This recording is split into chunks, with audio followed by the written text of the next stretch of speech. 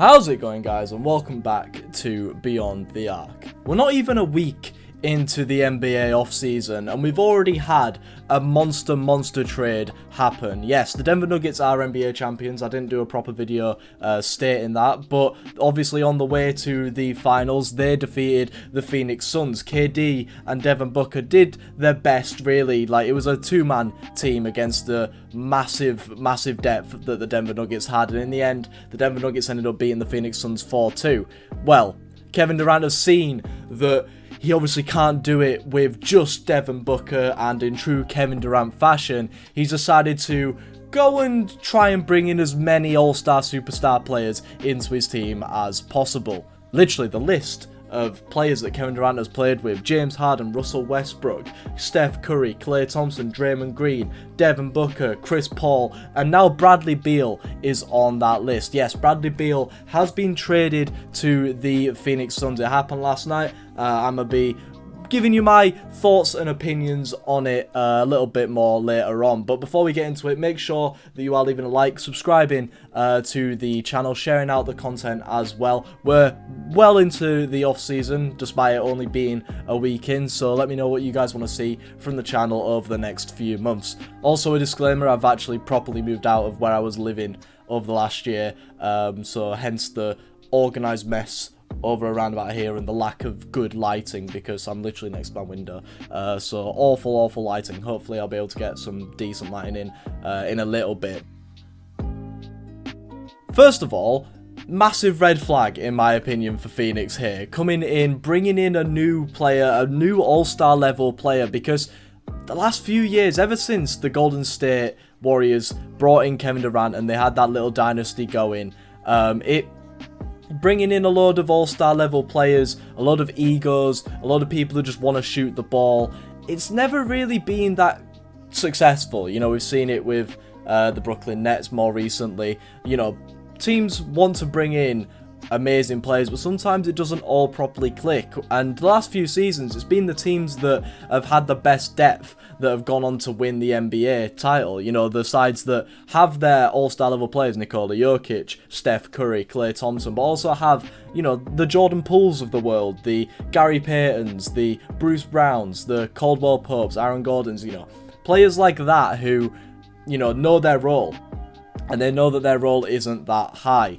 But when you bring in next level all-stars, which is what Phoenix have done now, they've got Kevin Durant, Devin Booker and Bradley Beal, three people who have averaged, well, Kevin Durant and Bradley Beal have definitely averaged 30 points per game in seasons before. Devin Booker definitely could do it too, so it's going to be interesting to see how they balance these egos out. It's not looking too great in my opinion from a how it's going to work logistically kind of thing. But Bradley Beal, he's been the talk of the trade, let's just say, for around about, well, since the Washington Wizards got rid of John Wall, really. Bradley Beal has been in trade talks, trade rumours circling around.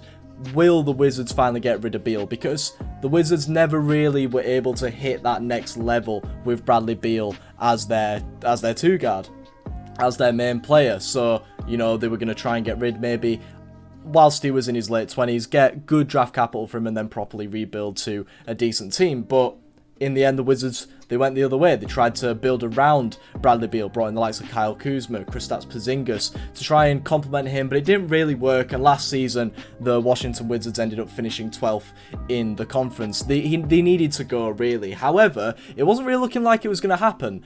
You know, Bradley Beal was always that kind of guy who was in trade rumours but would never get traded. And that was kind of cemented when he signed that massive $250 million contract in last season's off-season, ahead of last season, which had a no-trade clause in it, meaning that if Bradley Beal didn't want to go, he couldn't go. You know, the Wizards didn't have to trade him. It seemed like Bradley Beal was kind of tying himself down to the Wizards for pretty much the rest of his career. It was going to be like a Dame Lillard kind of situation where he was just going to stay loyal to the team that drafted him, despite the fact that they weren't really going anywhere in terms of actually winning any championships. However, like I said, with the whole Wizards finishing 12th, you know, not even making the play-in last season, Bradley Beal didn't play many games as well. I think he only played about 40-50 games last season.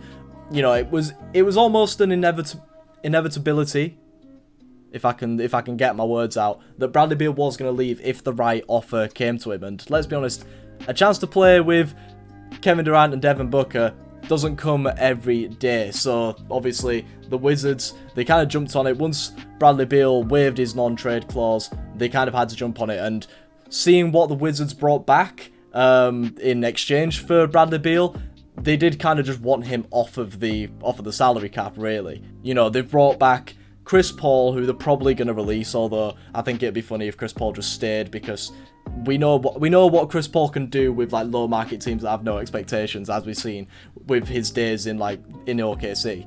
They brought in Landry Shamet, a handful of second round picks, and a few pick swaps too. So not that much for a player who was an all-star starter 2 seasons ago, averaging like 31.5 points.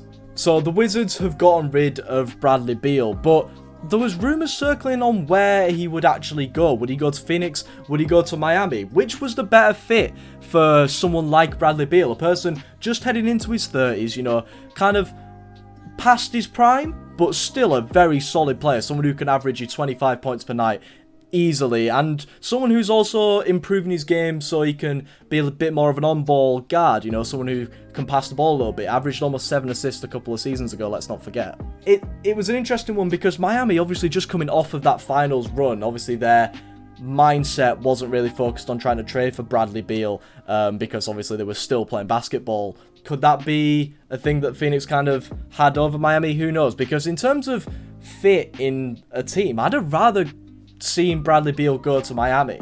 You know, Miami, they've had one of the deepest teams in the NBA for quite a while, and depending on who they could get in exchange for Bradley Beal, it could have been a decent move. You know, they've got the likes of Tyler Hero, who Bradley Beal will probably be replacing. Tyler Hero, a person who's averaged 20 points per game pretty comfortably last season. You know, could he have gone to the Wizards and set up with the likes of Porzingis and Kuzma? I think that would have been a decent fit. So obviously, you know, if you throw him in the trade, the likes of Gabe Vincent, Max Strus, solid role players who you could probably replace, but are still decent for what they are.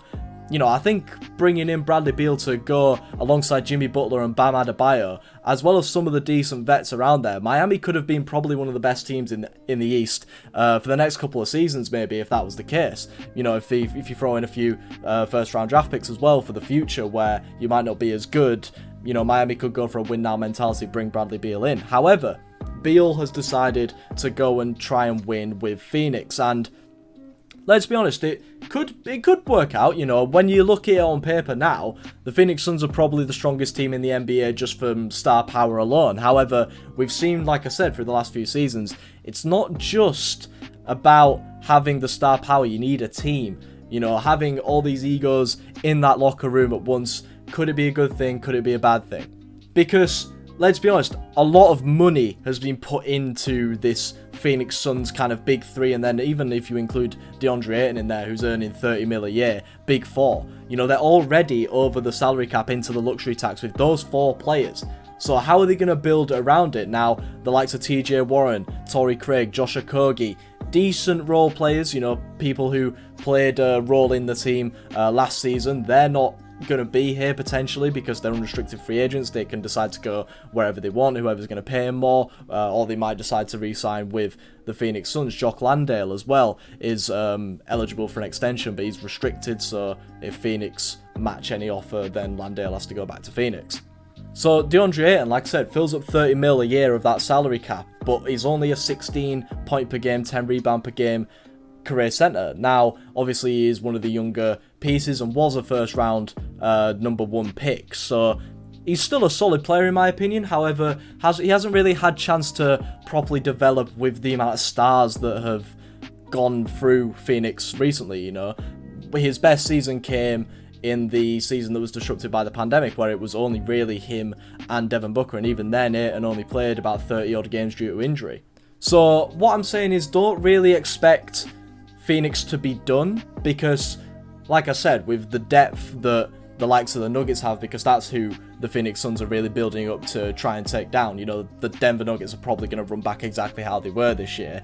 They're going to need the depth to kind of match up properly against the Nuggets, because if someone gets injured out of that big three, then it's kind of exactly how you were last season. You're going to have two people who combine for 90 points, but you're still going to lose because everyone else scores 5 max. So don't expect Phoenix to be done. Maybe expect them to trade away DeAndre Ayton to a team who is going to give Ayton the touches that, you know, a number 1 pick would garner.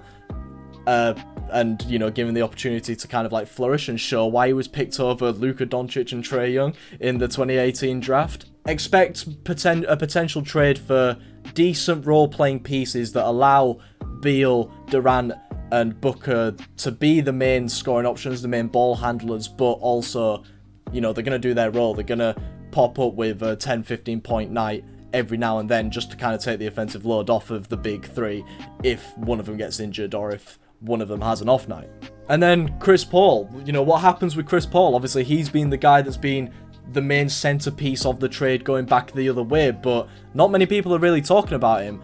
It's expected that the Wizards might waive him. However, like I said, Chris Paul, Porzingis, and Kuzma, we know how good Chris Paul can be when the pressure isn't on him. When the pressure's on him, Chris Paul isn't great. But especially now, you know, he's 2 years off 40 now. You know, he's dwindling down in his NBA career, probably has about 1 or 2 more years left on him. Is he going to retire ringless? You know, is he going to stay with the Wizards, you know, try and get him in the playoffs like he did with OKC a few years ago? Or is he going to potentially go back to a contending team? You know, is he going to end his career at the Clippers where he played some of his best basketball? Could he go to the Lakers?